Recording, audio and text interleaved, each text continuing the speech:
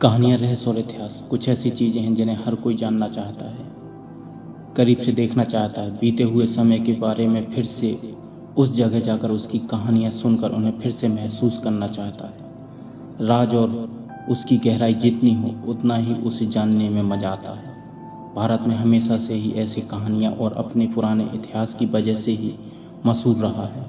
कई लोगों ने इतिहास को जानने की बहुत कोशिश की, फिर भी उसे पूरी तरह से नहीं जान पाया।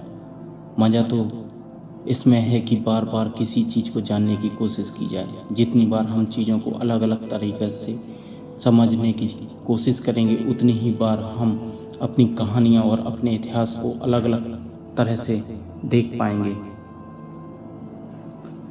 हम बात कर रहे हैं गढ़पहरा किले की और जानने की कोशिश करेंगे। जानने से ज़्यादा इस गढ़पहरे के किला को महसूस करने की कोशिश करेंगे ताकि खुद को इतिहास से जुड़ा हुआ पाएं। सागर शहर से सटे झांसी मार्ग पर स्थित गढ़पहरा के किले का इतिहास करीब 400 साल पुराना है।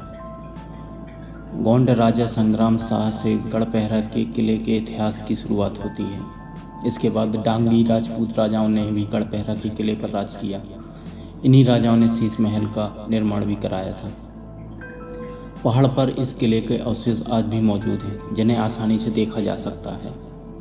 किले के पास प्राचीन हनुमान मंदिर भी है, जहां आषाढ़ माह में मेला लगता है। गढ़पहरा का अपना एक ऐतिहासिक महत्व है, क्योंकि 1857 की क्रांति में यहाँ के शासक ने बढ़ चढ़कर योगदान दिया, साथ ही लंबे समय तक विद्रोह के अलग को जगाए रखा।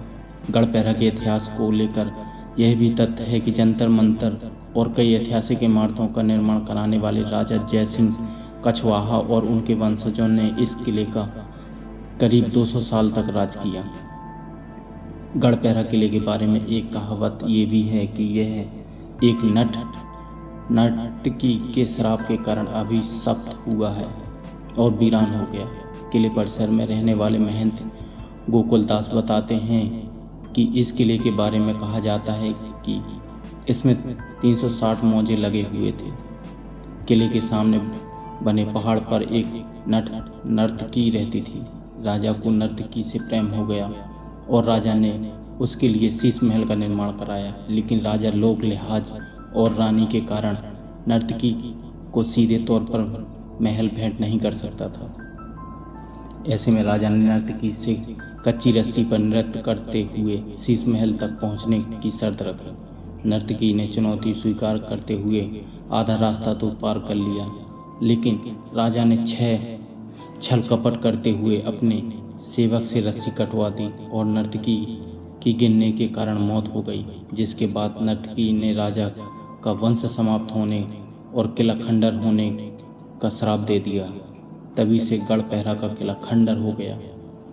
बता दें कि 1857 की क्रांति के समय गढ़पहरा के तत्कालीन शासक राजा मर्दन सिंह थे। राजा मर्दन सिंह ने 1857 के विद्रोह में बढ़ चढ़कर हिस्सा लिया था। लगभग 1 साल तक उन्होंने अंग्रेजों की प्रशिक्षित और साधनों से सुसज्जित फौज की कड़ी टक्कर दी थी।